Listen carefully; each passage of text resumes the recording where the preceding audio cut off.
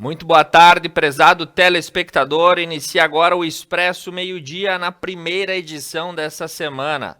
Hoje é dia 14 de junho de 2021 e nós traremos até você aí a partir de agora as atualizações, as informações e o jornalismo disponível na Conecta Mais TV. Ao vivo pelas plataformas digitais, no YouTube, no Facebook e também pelo canal 8 da DIL TV. Nós estamos conectados todo dia com você. E os destaques, começamos pela temperatura, nesse momento 18 graus aqui em Nova Prata, o sol brilha forte, contudo cabe uma advertência, temperatura de 18 graus, mas a sensação térmica é de quase 10, isso porque o vento gelado acaba se colocando como uma alternativa no corrente dia, então saia, leve um bom casaco para o período da tarde. A tendência é que o tempo siga firme entre hoje e amanhã. Dando início aos nossos destaques, o céu claro e as temperaturas amenas tomam conta da Serra Gaúcha. A terceira semana de junho inicia com sol na serra, a segunda será de céu aberto e sem nuvens. As temperaturas poderão chegar à casa dos 20 ou até os 22 graus. E o Rio Grande do Sul seguirá sob influência de um centro de alta pressão associado a uma massa de ar seco e frio. O estado terá um dia mais ensolarado com amplos períodos de céu aberto em todas as regiões. Na segunda metade do dia, as nuvens começam a ingressar na metade sul gaúcha com a aproximação de uma frente fria que vai precedendo aí uma nova massa de ar frio. Então, os destaques é que tenhamos aí uma semana de tempo estável, apesar das baixas temperaturas, chegando às portas do inverno. Os destaques da dupla Grenal, iniciando pelo Grêmio, que perdeu no último final de semana. O Grêmio perdeu os 2 primeiros jogos pela Série A após 21 anos e entende a necessidade de evolução. Após a derrota por 3-2 do Ceará, o tricolor foi novamente derrotado em casa pelo Atlético Paranaense por 1-0, justamente no retorno do técnico Thiago Nunes, que estava afastado por conta de ter positivado para o Covid. Ele era o técnico do então Furacão, que ontem venceu por 1-0. Há 21 anos, o clube arrancou mal na Copa João Avelange, que substituiu o Campeonato Brasileiro, e na primeira rodada havia perdido aí tanto para o Palmeiras quanto para o Flamengo, isso lá nos anos 2000. E esses primeiros pontos que o Grêmio sempre perde no começo dos campeonatos acabam sendo decisivos na reta final para colocar ele fora da linha que briga pelo título. No Internacional, um time mais solto e mais coeso no final de semana. O primeiro jogo sem o técnico Miguel Ángel Ramírez, demitido na última sexta-feira, fez com que o time estivesse mais entrosado. O Inter intensifica a busca por um novo técnico, mas sem pressa de ter feito aí essa troca. O Colorado tem Diego Aguirre e o português Marcos Silva na pauta, mas não descarta dar sequência ao interino Osmar Loz, que comandou a vitória do time nesse último final de semana, por 1-0 contra o Bahia.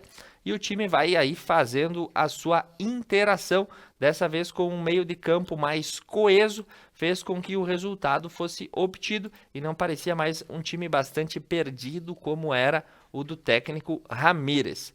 Os destaques da nossa região nessa manhã de segunda-feira: após permanecer 14 dias com as atividades suspensas, a Escola de Ensino Médio Jacinto Silva, em Cotiporã, retoma as suas atividades no dia de hoje. A suspensão havia ocorrido no último dia 31 de maio por conta de casos positivos de Covid-19. A instituição possui 3 turmas de ensino médio e contabiliza 55 alunos matriculados no total. No retorno, apenas 12 jovens optaram por voltar ao educandário, estando os demais estudando de forma remota. Avançando com os destaques regionais, um boletim rápido da situação hospitalar. No São João Batista de Nova Prata, um paciente está aguardando leito de UTI e 11 pacientes estão internados por conta da Covid-19. A atualização dessa segunda-feira mostra o mesmo número registrado na última sexta-feira, dia 11. Seguimos informando e repassando para você. Na medida em que em Veranópolis, no São Peregrino Lasiose, diminuiu de sexta-feira para cá o número de internações. 20 pessoas recebem cuidados médicos no hospital e 2 pacientes aguardam aí por leitos de terapia intensiva. E o número é inferior também ao que se registrava no domingo, quando haviam 25 internados, o que vai mostrando aí os números do avanço. E o preço do gás de cozinha, tendo como pauta Veranópolis, mas que se reflete como em toda a região. Pode bater aí os R$100 o botijão de gás de 13 quilos. Nesse momento, o preço médio do gás está entre R$ 93 e R$ 98, conforme informações da Rádio Estúdio. E os reajustes começam a partir de amanhã, na medida em que a Petrobras reindexou a tabela de preços. E a gente pode ter o botijão de gás custando R$100 até o final dessa semana. Na Serra Gaúcha, os destaques dessa segunda-feira, começamos aí pela janela esportiva. Um atleta revelado na Associação Antônio Prado, tradicional time de futsal do Rio Grande do Sul, acerta sua transferência para os Emirados Árabes Unidos. Pedro Zabala estava jogando no Lagoa Esporte Clube de Lagoa Vermelha e acabou interessando aí, né, os times de futsal também dos Emirados Árabes e agora fará a sua transferência. Pedrinho, como é conhecido, né, vai competir aí pelo time dos Emirados Árabes, levando aí os atletas da região mundo afora. Em Bento Gonçalves, o destaque para essa segunda é o Salão do Design, que abriu as suas inscrições para concorrer a prêmios. Os projetos mobiliários poderão ser inscritos por estudantes e profissionais de design, arquitetura e áreas afins até o próximo dia 31 de agosto. Então, de hoje até 31 de agosto, estudantes e profissionais, tanto da arquitetura quanto do design de interiores, podem garantir a sua participação dos seus projetos no Prêmio Salão Design, promovido pelo Sindicato das Indústrias do Mobiliário de Bento Gonçalves, o Sindimóveis. O cronograma dessa 24ª edição do prêmio se estende por mais de um ano, já que os vencedores participaram de 2 mostras de produtos, uma em março e outra em agosto. O prêmio foi criado em 1988 e já recebeu mais de 15 mil projetos, tendo premiado mais de 406 profissionais. Na última edição, 827 projetos concorreram e aí, né, é um dos mais tradicionais prêmios do design e da arquitetura do Brasil, que está com suas inscrições abertas. Falando sobre Bento Gonçalves, ontem era dia do padroeiro de Bento, Santo Antônio, um dos mais tradicionais santos da religião católica, e o tradicional pãozinho de Santo Antônio, que era distribuído anteriormente nas cerimônias, passou a ser distribuído para as vacinas na modalidade de drive-thru na cidade de Bento. A pedido da Secretaria de Saúde, a comissão organizadora da 143ª Festa de Santo Antônio levou os pãezinhos abençoados até os pavilhões da Funda Parque na manhã de ontem. E a ação aconteceu durante todo o dia e foi conduzida pelo padre Luiz Carlos Conce, que abençoou os veículos e as pessoas que realizaram a primeira dose do imunizante, além dos profissionais da saúde. Além de receber a vacina, também foi entregue aí um exemplar do Pãozinho Bento de Santo Antônio. Informações que nós damos prosseguimento também em Bento, projetos culturais podem ter aí a sua inscrição realizada. É o Prêmio Maestria Griocirlei Amaro, que contempla artistas de Bento, com o objetivo de amenizar a situação cultural pela qual estão passando os diversos artistas que nesse momento se encontram impedidos de realizar os seus trabalhos. Através da Lei Aldir Blanc, diversos inscritos apresentaram suas trajetórias em vários segmentos culturais. E dentre os projetos apresentados, 17 foram classificados nas áreas de artes visuais, música, também aí diversidade linguística, culturas populares, dança e teatro. Cada profissional que inscreveu o seu projeto será contemplado com uma verba de auxílio para o desenvolvimento da mesma iniciativa. Em Caxias do Sul, as obras tomaram conta da Radial Sudoeste nesta segunda-feira. A Codeca deslocou suas equipes e seus maquinários para a Rua João da Costa, que passa a receber obras de infraestrutura em mais uma etapa da chamada Radial Sudoeste. Na última quinta-feira, a Codeca e a Prefeitura assinaram a ordem de execução desses trabalhos. O prazo da obra é de 240 dias para ser conclusa e a intervenção ocorre com investimento de aproximadamente R$ 3.400.000 dos cofres municipais. Esse lote é o terceiro da conexão e promete ser uma opção de trajeto na Zona Sul com o centro da cidade caxiense. E até aqui, duas outras fases já foram entregues. A primeira, no entroncamento da rua Jerolimino Furlan e Ângelo Paraboni, com a Giacomo Varcazin, e também na Avenida Rio Branco. E a segunda é o viaduto entre a rua Cepete Araju e a João da Costa. Toda a evolução é acompanhada pela Secretaria de Obras. Informação também para a cultura caxiense, processo seletivo que prevê a exposição de artes no Centro de Cultura Ordovás, um dos mais tradicionais da Serra Gaúcha. Artistas que desejam expor as suas obras na Galeria de Artes do Centro Cultural Ordovás de Caxias podem se inscrever a partir da última sexta-feira. O regulamento está presente aí no site da Prefeitura de Caxias, na Secretaria Municipal de Cultura. Conforme a informação, essa convocatória traz aí expositores de diversas áreas e quer democratizar o acesso ao espaço, estimulando e fomentando a produção artística diante da distribuição e ocupação do espaço Ordovás.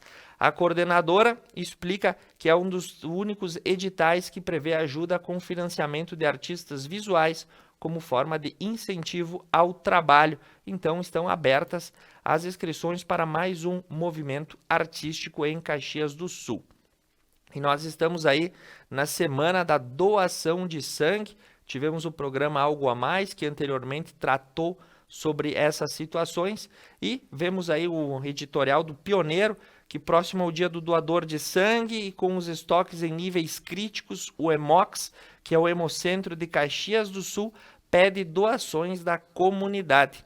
O Hemocentro atende mais de 1.300.000 pessoas de 49 municípios da região Nordeste, e doar é um ato de solidariedade, e nesse momento os níveis do Hemox encontram-se em situação crítica, sendo requisitada a presença da comunidade que está hábil a fazer a doação, que possa colaborar para a manutenção dos níveis aí do Hemocentro de Caxias do Sul. Avançando para a região norte do estado, uma situação ocorreu na cidade de Ibiraiaras, a terra da batata. Um jogo de bocha foi interrompido pela Brigada Militar. Após receberem uma denúncia, a Fiscalização Municipal e a Brigada Militar foi aí a campo no último sábado, e numa cancha de bochas localizada na comunidade de São Roque foram aí avistadas 10 pessoas praticando o esporte. Devido aos novos decretos, estão impedidas as aglomerações e as práticas de algumas atividades, razão pela qual a partida foi encerrada e o responsável pela quadra também foi notificado. Destaque também desta manhã na cidade de Lagoa Vermelha é o programa Água Limpa, que pretende aí regularizar as entregas de saneamento na cidade, além de propiciar a preservação das fontes de captação. Entre outras ações, o programa visa proteger as fontes naturais, os olhos d'água, os cursos d'água e as sangas, riachos e rios que adornam toda a região. e o município, por meio da Secretaria de Agricultura, com o apoio da Emater, vai realizar ações de melhoramento nas nascentes com meio de construção de estruturas de proteção às fontes, principalmente em comunidades que não tenham acesso à água coletiva. Também na região de Lagoa Vermelha, a Patran, a Patrulha Ambiental, desenvolveu uma longa operação nas últimas madrugadas de sábado para domingo. A Polícia Ambiental da Brigada Militar de Lagoa Vermelha participou no último final de semana da chamada Operação Hunt. Tem um objetivo aí desde o último sábado, dia 12, e no domingo, dia 13, o cumprimento de ordens de serviços de ações de patrulhamento ambiental na área rural e no interior das cidades de Lagoa Vermelha e de Capão Bonito do Sul. O objetivo é coibir crimes contra a fauna e a flora, o abigeato e demais ocorrências rurais. Durante essa operação, 15 veículos foram abordados e 28 pessoas foram identificadas. Na informação do trânsito, o destaque e que chama a atenção vem da cidade de Marau, após um alto registro de número de acidentes de trânsito que ocorreram. 10 ocorrências foram reportadas na cidade de Marau e a quantidade chamou a atenção dos setores de segurança. Segundo informações, no último final de semana, no sábado e no domingo, 8 acidentes com danos materiais e lesões corporais ocorreram aí nas cidades próximas a Marau, por exemplo, na RS 132 em Camargo e também na 324 entre Vila Maria e Casca. Diversas foram as ocorrências, o que deve redobrar a atenção dos motoristas no trecho, porque os acidentes começaram a ocorrer no sábado e foram transcorrendo ao longo do dia de domingo em vários pontos das rodovias que ligam aí as nossas cidades, principalmente a 324, que sai aqui de Nova Prata e vai até a cidade de Passo Fundo. Na capital do Planalto Médio, o destaque para essa manhã é que aumentam as procuras nas concessionárias de automóveis por veículos automáticos. Segundo a informação, até o final dessa década, os motoristas brasileiros vão migrar do câmbio manual para o automático.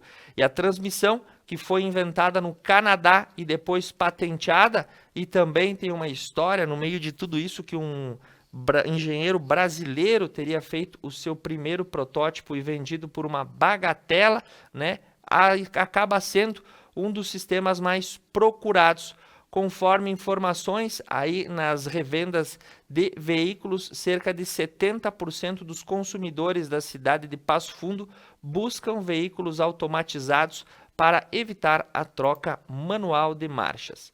Sendo esses os principais destaques do nosso primeiro bloco, onde nos delongamos acerca da região, da Serra e do Planalto, nós vamos para uma matéria especial gravada no município de André da Rocha. É o projeto Tecendo Calor Humano, que desenvolve a confecção de peças voltadas ao público hipossuficiente e em vulnerabilidade social. Após o intervalo comercial, retornamos com as notícias do estado, do Brasil e do mundo, aqui no seu Expresso Meio-Dia.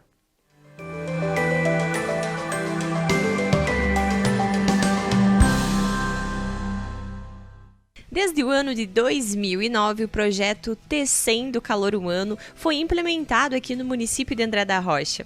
Hoje, no Quadro Acontece, nós vamos conversar com a coordenadora do CRAS, Renata Rodrigues, que nos explica um pouco mais sobre esta ação. Olá, meu nome é Renata Rodrigues, sou coordenadora do CRAS de André da Rocha. E hoje eu vou compartilhar com vocês um projeto que acontece no CRAS e que foi doado neste mês de junho. Temos então no CRAS, desde 2009, um projeto chamado Tecendo Calor Humano. É um projeto do qual, conjuntamente, a Administração Pública Municipal com as mulheres voluntárias de André da Rocha fazem a construção de algumas peças de lã para doação. Então, neste ano de 2021, início de junho, foi disponibilizado à população estes blusões de lã. Foram mais de 40 peças entregues a crianças carentes do município. E aproveito o espaço já para agradecer, em nome da administração municipal, todas as mulheres que participaram do projeto, as nossas voluntárias, e também os profissionais que fizeram parte. E dizer às crianças que foram agraciadas por estas peças que se sintam mais aconchegantes nesse inverno. As lãs são compradas pelo município, entregue às voluntárias e as mesmas confeccionam as peças, que são devolvidas ao município e o município faz a distribuição às crianças. Temos o cadastro do Bolsa Família, mas também temos o apoio da Secretaria Municipal da Educação, a qual tem um mapeamento mais detalhado das crianças que necessitam dessas peças. Aqui no CRAS a gente recebe doações de roupas de qualquer tamanho, de qualquer idade, qualquer sexo, enfim, e aí depois fizemos a distribuição. Mas eu ressalto a todos que estas peças do projeto Tecendo Calor Humano são peças novas, as quais foram confeccionadas e após isso logo entregues. A confecção é dada ao ano todo, porque demora um certo período para que as voluntárias possam fazer as peças. Então, o município faz a aquisição das lãs, distribui as voluntárias e quando está pronto, elas nos devolvem. A gente faz um levantamento de quantas peças estão prontas, confeccionadas, e depois a distribuição perto do inverno, ou então na entrada do inverno, né? Esse projeto iniciou em 2009, na gestão do prefeito Brás Reis Hoffmann. Neste ano de 2021, foram entregues mais de 40 peças.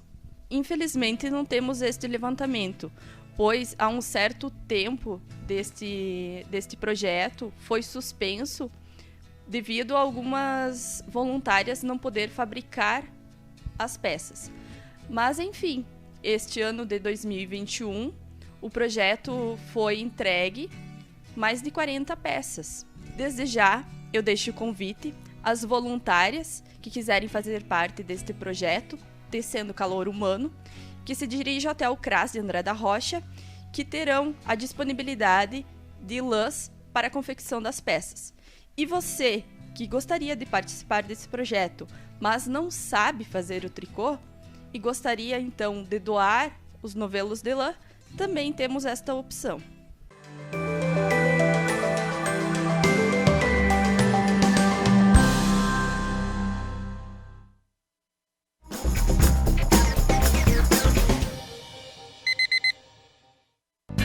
Um lugar onde o estilo e o conforto importam. Franco Moda Masculina, com roupas, calçados e acessórios indispensáveis para sua apresentação no dia a dia. Franco, aqui você encontra o que merece.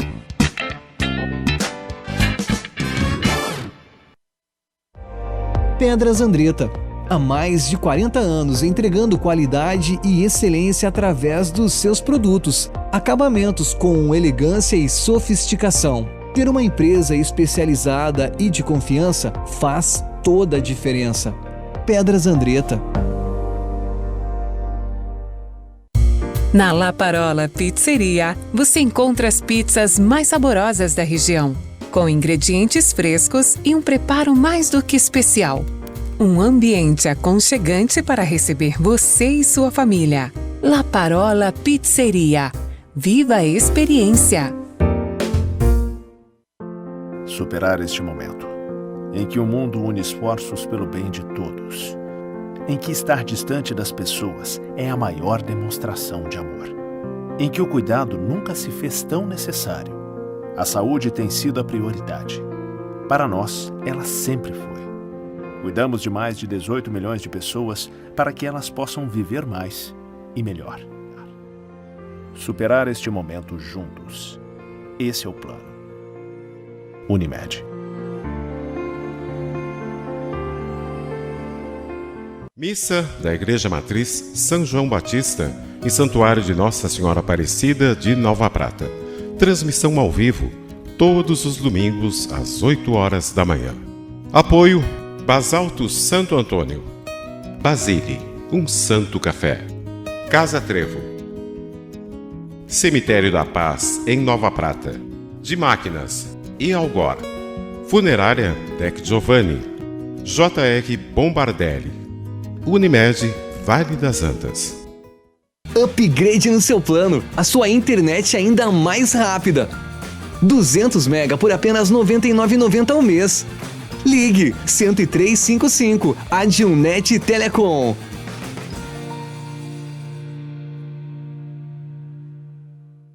A GW Publicidade está elaborando o novo Guia Telefônico de Nova Prata 2021, sendo este o 15º ano consecutivo. Ao receber a visita de nosso representante, reserve espaço para o anúncio de sua empresa. O pagamento do anúncio só será efetuado após a publicação do mesmo. Além da versão impressa, também disponibilizamos o seu guia na versão online. Representante para Nova Prata, Júlio César Lazarotto, 99973-9993. E GW Publicidade, 3632-4001.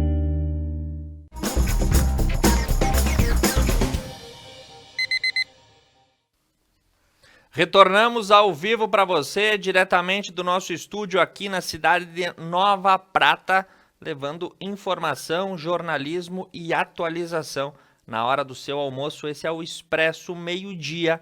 E agora os destaques aqui do estado do Rio Grande do Sul, que são fato nessa manhã. Começamos pelos novos controles sanitários implementados no Aeroporto Internacional Salgado Filho, que tentam evitar aí que novas variantes do coronavírus cheguem a Porto Alegre através dos voos internacionais.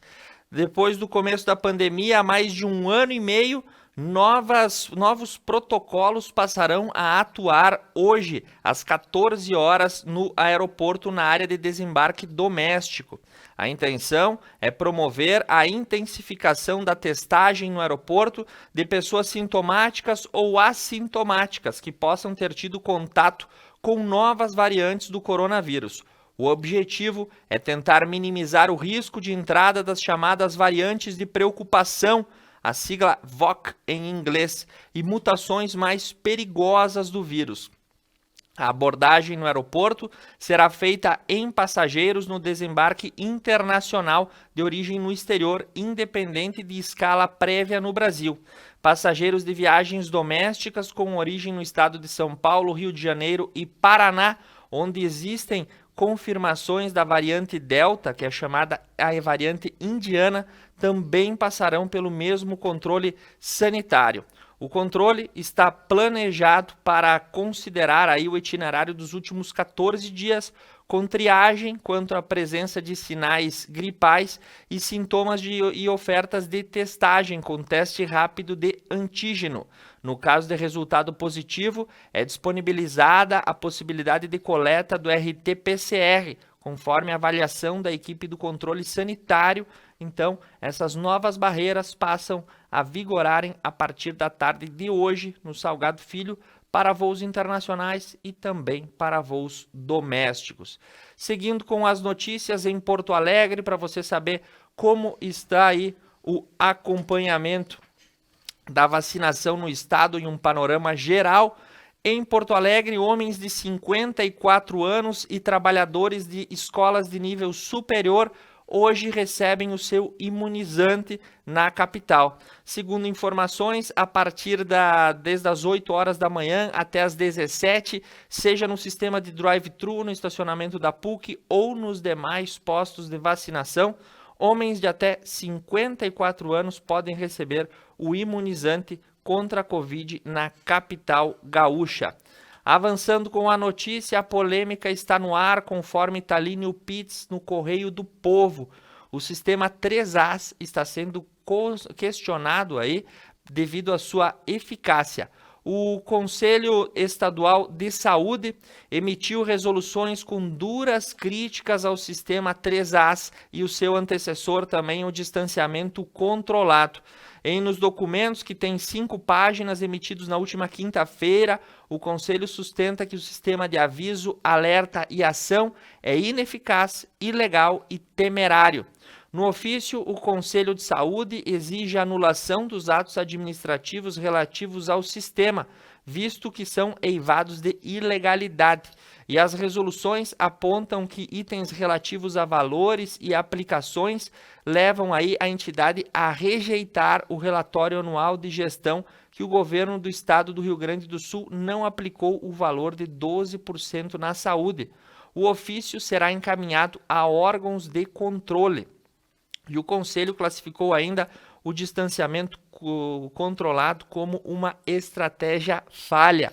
E a Procuradoria-Geral do Estado analisa as resoluções do Conselho Estadual de Saúde e, segundo o porta-voz, o Procurador-Geral Eduardo Cunha da Costa, diz que será estudada aí a necessidade de judicialização do Conselho Estadual de Saúde para emitir estas resoluções. Então, temos polêmica no ar do ponto de vista político dos sistemas de contingência e enfrentamento. Seguindo pelas notícias da capital, quem frequenta ela muito ou pouco, com certeza já passou pela Avenida Farrapos, uma das mais tradicionais aí da capital dos gaúchos, e um estudo aí encaminhado quer retirar os corredores de ônibus. O corredor de ônibus da Farrapos pode deixar de existir. Essa é a intenção da Prefeitura de Porto Alegre, que analisa um projeto de requalificação da via a ser elaborado com recursos da Agência Espanhola de Cooperação Internacional para Desenvolvimento.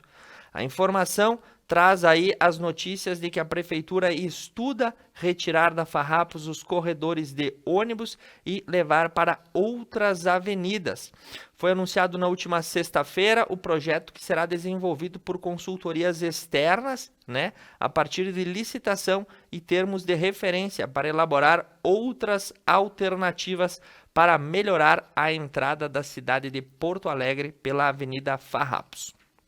E as polêmicas que vêm a galope junto com o novo plano de concessões das rodovias gaúchas e os ousados planos de investimento do governo do estado. E o que já se sabe e é antecipado por Josimar Farina no Gaúcha ZH é que novos pontos de cobrança vão existir na RS 040, na 122 e na 239. Eles serão alterados de local. E na 118, que corta a região metropolitana e que tem causado diversas polêmicas com prefeitos, vereadores e deputados, está confirmado uma nova praça de pedágio, que deve aí movimentar a opinião pública nos próximos dias. A Praça da 118 é uma das que mais gera insatisfação por parte de empresários e dirigentes políticos de todas as cidades da região metropolitana. Por falar em situações que geram inconformidades e insatisfações, o Rio Gravataí está passando por um plano de manejo e a área de preservação ambiental do Banhado Grande precisa aí ser remanejada e o plano será concretizado hoje, depois de 20 anos de luta. A data é simbólica. Na tarde dessa segunda-feira, a Associação de Preservação da Natureza do Vale do Gravataí completa 42 anos e, finalmente, uma das principais bandeiras defendidas pela ONG se tornará realidade. O plano de manejo da área de proteção ambiental do Banhado Grande, que é uma construção de uma unidade de conservação, será discutida a partir das 13 horas em reunião online com membros do Conselho da Área de Preservação e o resultado deve garantir aí a proteção verdadeira à caixa d'água da região de Gravataí, que passa sempre por esse tipo de situação de ser aí, utilizada de maneira indevida pelos mais diversos tipos de empreendimento, e a associação busca a conservação desse local. Os destaques da segurança nessa segunda-feira, de acordo com as publicações que nós recebemos pela Rádio Planalto, um assalto que durou 8 horas na cidade de Água Santa, e os criminosos utilizaram uma carreta para roubar sacos de soja. O fato aconteceu na noite de ontem. O roubo começou por volta das 18 horas, quando 4 indivíduos mascarados e armados renderam funcionários de uma granja e efetuaram o roubo. O assalto durou em torno de 8 horas. Por volta da 00:30, os criminosos solicitaram uma carreta que chegou ao local e roubaram 500 sacos de soja. Além da soja, levaram uma caminhonete Fiat Strada, uma carabina e 2 espingardas, motosserras e outras ferramentas gerais. Os bandidos saíram da propriedade por volta das 4 horas da manhã, momento em que soltaram os funcionários. E a Brigada Militar de Tapejara foi acionada, registrou a ocorrência que segue sendo investigada pela Polícia Civil. Crimes em ambientes rurais começam a acontecer com maior frequência e nós recebemos diariamente, através de diversos canais de divulgação, informações desse tipo, o que deve ser redobrado os cuidados nas fazendas e nos interiores e a atenção dos órgãos de segurança para o monitoramento dessas áreas que passam a apresentar um grau de risco elevado. E nessa manhã, a Delegacia de Combate aos Crimes de Corrupção do DEIC, chefiada pelo delegado Max Otto Ritter, desencadeou a Operação Em Limite, com o objetivo de reprimir crimes cometidos na estrutura do DAIR. 4 investigados foram presos temporariamente e a fraude estava vinculada à liberação de licenças para ônibus trafegarem na forma aí de ônibus de turismo, mesmo que fora da legislação vigente. Segundo o delegado Max Otto Ritter, a representação dos delitos é de grande importância, pois as regras de controle das atividades de turismo servem para a proteção da população, especialmente quanto à qualidade dos veículos que realizam o transporte de pessoas e o fretamento. E a utilização de subterfúgios para a facilitação desses apontamentos criam vantagens ilegais aos beneficiados por esse esquema de corrupção. Seguindo com as notícias, fechando os destaques gaúchos, vamos às informações do Brasil e saltamos para o extremo norte. No dia de ontem, na foz do rio Amazonas, próximo ao Oceano Atlântico, foi flagrado aí uma baleia que encalhou quando tentava entrar no rio. O vídeo ganhou repercussão. A espécie de baleia não foi divulgada e ela está encalhada próximo à foz do rio Amazonas, no estado do Pará, em uma região a poucos quilômetros do oceano.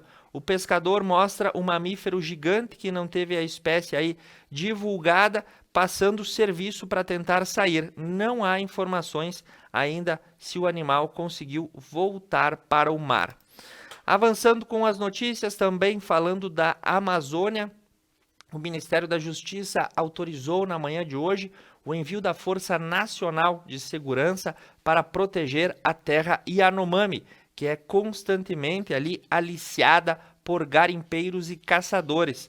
Uma portaria publicada nesta segunda-feira tem validade de 90 dias prorrogáveis e identifica que a Força Nacional de Segurança pode entrar nas áreas e proteger as comunidades que são constantemente ameaçadas pelo avanço do garimpo ilegal. Na economia, a boa notícia conforme o Banco Central. Analistas apontam aí que a atividade econômica avançou 0,44 percentual no último mês de abril. No ano, o índice tem um crescimento de 4,77, o que quer dizer que a economia brasileira registrou um crescimento no último mês de abril, subindo 0,44. O resultado veio depois de uma queda de 1,61 registrado em março, quando tivemos o pico da segunda onda, comparado com fevereiro. Na comparação com abril de 2020, o crescimento chegou à margem de quase 16%. Em 12 meses, o indicador brasileiro representou um nível positivo de 4,77%. Falando sobre vacinas e a campanha nacional de imunização, na manhã de hoje, o Instituto Butantan, após praticamente 30 dias com as atividades paralisadas, liberou 1 milhão de doses de Coronavac enviadas ao Ministério da Saúde. É o segundo lote de vacinas entregue após quase um mês de paralisação. O atraso no recebimento do IFA, o insumo farmacêutico ativo da China, paralisou a produção da Coronavac de 14 até 27 de maio. E hoje, então, o Butantan retoma as entregas. Em uma estatística feita pelo Instituto Tratar, uma ONG que lida com a distribuição de água potável, o Brasil desperdiça água suficiente para abastecer 63 milhões de pessoas. Segundo informações, as perdas são físicas, como vazamentos na rede e problemas de tubulação e ramais. Segundo o levantamento, o volume seria suficiente para levar água potável a 35 milhões de brasileiros que não possuem acesso ao recurso e abastecer 13 milhões de moradores de favelas por quase 3 anos. As perdas comuns no Brasil são aí evidenciadas em todas as regiões e nós temos um patamar geral de perdas na casa de 40% de toda a água que é tratada no Brasil. Na semana passada, uma informação que surgiu do cenário econômico internacional. Os 7 países mais ricos do mundo decidiram taxar as empresas multinacionais com um imposto único de 15%. Isso pode gerar ao Brasil, segundo os estudos dirigidos aí pela Agência Europeia de Estatística Econômica, novas receitas na casa de 5 bilhões e meio de reais por ano, devido a essa taxação das companhias internacionais. O imposto foi promovido aí e divulgado no último sábado, no começo do mês de junho, após uma cúpula do G7, e o governo brasileiro ainda não se manifestou sobre essa situação. Informação para o país também é que o Brasil caiu para 6º no ranking de combate à corrupção na América Latina. O país teve a maior queda no índice de capacidade de combate à corrupção e foi ultrapassado pela Argentina. A pior nota do continente vai para a Venezuela, que está no 15º lugar, e o Uruguai lidera o ranking pelo 2º ano consecutivo. Então, a América Latina aí que tem os seus rankings de combate à corrupção, Uruguai em primeiro, Chile em segundo, Costa Rica em terceiro, Peru em quarto, Argentina em quinto e o Brasil em 6º lugar, seguido pela Colômbia, o Equador, o Panamá e a República Dominicana. E para a gente encerrar a nossa edição, já que falamos de outros países, ontem houve a troca do primeiro-ministro israelense. O Congresso depôs o então mandatário Benjamin Netanyahu e quem assumiu foi Naftali Bennett, o sucessor de Netanyahu. O acordo que uniu o centro, a esquerda e a direita deu poder a Naftali Bennett, um ex-militar ultranacionalista que rejeita a ideia de um Estado palestino. Então, veremos aí quais serão os próximos passos. O passado de Bennett, ele é militar e continuou aí durante muito tempo ligado às forças de segurança. E depois de deixar o exército, ele estudou direito e fundou uma empresa de software que teve diversos lucros e ele é um sujeito muito bem abonado, de acordo com a publicação do portal Deutsche Welle. Encerrando os nossos destaques para hoje, desejamos uma excelente semana a todos que nos acompanharam nas nossas plataformas online e também pelo canal 8 da DIL TV. Nós contamos com o apoio da Universidade de Caxias do Sul e da Funerária Dec Giovanni. O Expresso Meio Dia retorna amanhã pontualmente para você.